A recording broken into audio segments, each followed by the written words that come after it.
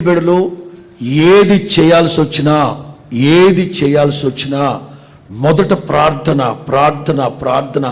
ప్రార్థనలో ఉన్నప్పుడు ప్రభు మీకు ఒక అవగాహన, ఒక స్పష్టమైన ఒక సంకేతం ఇచ్చినప్పుడు మీరు బయలుదేరి వెళ్ళండి.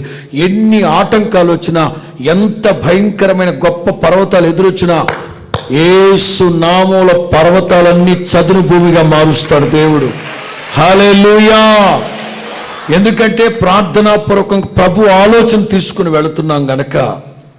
గతంలో మనం ఫెయిల్ అయిపోవడానికి, తట్టుకొని పడిపోవడానికి కారణం ఆయన మనతో లేకుండానే మనం వెళ్ళిపోయాం. అలా ఉండకుండా దేవుని సన్నిధి మనతో ఉందో లేదో చూసుకుంటూ వెళితే ఏది చేసినా, ఒక చదువుల విద్యారంగమే కానీ, ఒక వ్యాపారమే కానీ, ఒక చోటుకు వెళ్ళడమే కానీ, ఒక ఇల్లు కొనుగోలైనా, ఒక అమ్మకు, what ever it may be, ఏది చేస్తున్నా సరే ప్రార్థనాపూర్వకంగా కొనసాగండి.